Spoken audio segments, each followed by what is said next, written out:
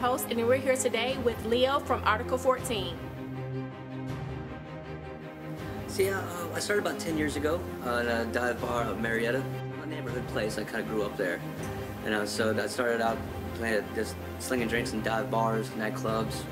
About 2008 is when I went to more craft style. I got introduced to classic style mixing, histories, and how to make your own syrups, juicing fresh, creating the best that you possibly can. And I got hooked, and that's I've been doing craft style ever since.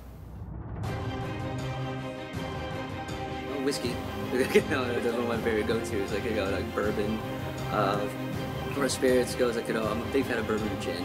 I've been trying to experiment with a lot of compound syrups, doing 2 different flavors and one to, for example, like a honey spice syrup, or you could do cardamom and sorghum, or I said just a combination of different flavors into one, so it kind of helps you with layering up the profile. It depends who's across the bar. If it's new, I'm probably gonna make you a brown derby. But I know you love it. No, but it depends on what people want. I guess earlier she wanted something gin or vodka, nothing overly sweet, which it opens the door a lot. She thought it was a very narrow parameter set, but actually there's a lot of cocktails you can make going out there. So my first go-to for her was actually one of them was a Corpse Survivor out of the classics, Aviation.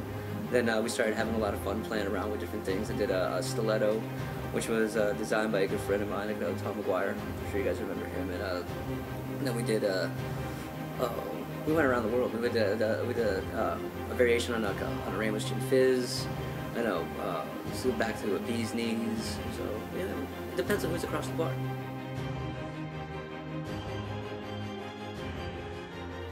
Prohibition, I'll go visit some of my friends around town, like Paige and Katie Duke, or which I haven't seen some of these guys in a while. I've been working so much. But of course, there was 7 Lamps, my old spot. I need to go stop in there. My favorite place to go, actually, though, after I got off work, is still the next place where I started my career. It's my neighborhood bar, and there it's shots of whiskey and beer. Craziest thing, wow. Like PG stuff, because there's a lot of crazy stuff that happened that I probably shouldn't say. No. So well, actually, it was probably one of the funniest things I've ever seen. That was actually kind of strange. Was when I first started bartending. It was maybe my 2nd month on the stick, and I walked from the bar through the kitchen to go out in the loading dock to have a smoke break, and I was walking by the beer cooler. And I heard these strange noises coming from the beer cooler, and I look over, and here's this guy trying to muscle out a keg. He didn't work there either. I didn't know what he was trying to do. So I watched him for a second. I thought it was really weird. So I got the rest of the bartenders. I'm like, check this guy out. And we sat there and watched him for a second, trying to wrestle this keg down, down a loading dock through the beer cooler. And we're like, finally, like, hey dude, can we give you a hand with that? And he goes, oh, that'd be great. Can you just lay it in my truck for me? And we're like, dude, get out of here! No, what's the problem? No, he was completely hammered. That was probably one of the stranger ones. I encountered that guy actually talking. Probably my grandfather. He died when I was real young, but he never got to see what I do now. And it'd be interesting to see what he would have to say about a mixed cocktail, because he was a Scotch man all the way through, just a single thing. So I would probably start him with either a Godfather or penicillin. No, maybe even one of the ones I designed, like the Never Say No, which is, I'm pretty proud of that one. I might start with that and say hey, this is what I do, just to see what you have to say. Yeah, don't. I'm kidding. No. See, probably the best advice I got to give you is just, learn to multitask. Learn to multitask. Always leave whatever happened in your life at the door. And put a smile on your face and just go to work. It's a job, but it's fun, and you should always keep that in mind. It should be fun. People are out to have a good time. You should be having a good time with it. just that, well, we're going to keep going with the craft style. Of course, we have we're a whiskey focus. You know, we have great food here, and we're going to pair cocktails every week with a feature. I'm trying to bring block ice in, which is going to be a lot of fun, because I love cutting ice.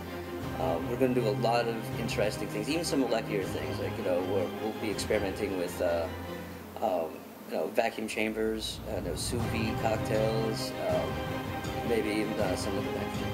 This is like a neighborhood spot, and we want to focus on the people that are here.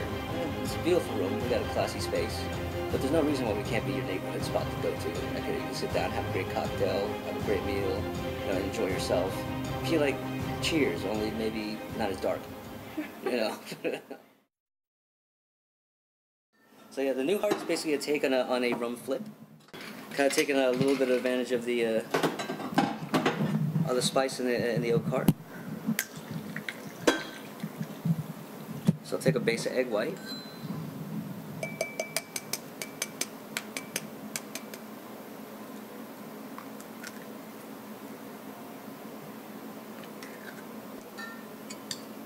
I got the Bacardi Oak Heart spiced rum.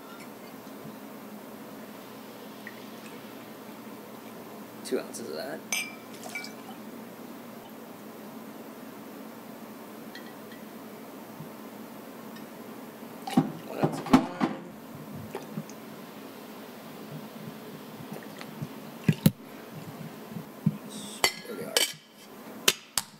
Now with dry shake to emulsify the egg, I can get a nice stable base for the foam. Dry shake is when you're shaking a cocktail without ice. So it's very important to do when you're doing working with egg white or eggs in general, just to get it mixed and emulsified, so it starts to foam up real well. Otherwise, if you just add the ice and shake with the ice immediately, you might not get that real stable foam and that real creamy texture that you're looking for when you're using egg whites. And we shake with ice to dilute the cocktail and get its temperature.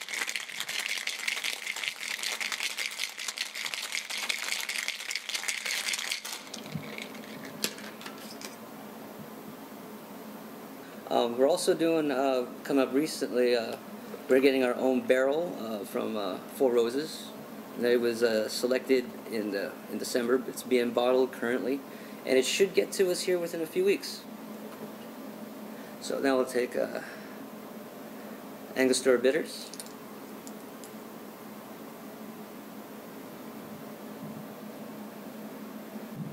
Give it a garnish.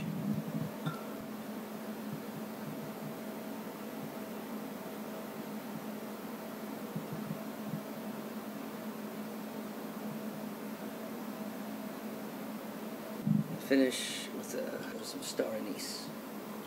Very, very fragrant. You gotta know it's the primal flavoring and absinthe. You know, it has a kind of anise kind of flavor to it. The presentation is stellar. I'm gonna give this a try. It's light and crisp, and it's simply delicious. I'm very excited. This is the first program running here inside the perimeter. You know, inside the city is a different ballgame than where I was out in the sticks. It's an exciting, slightly daunted, project. But I wouldn't be here if it wasn't for some of the best bartenders, in Atlanta, that are helping me out and showing me things. Arian Fielder, who paved the way for me in many, many ways, as a great teacher and a mentor. Scott Mayer, invaluable. And the Atlanta USBG as a whole, Michael Searles helped me out. There's actually way too many to go. That's what I love about the cocktail culture here in Atlanta. It's so tight and it's so welcoming and warming. They really strive to help the culture out by helping out your fellow bartenders. It's a great community.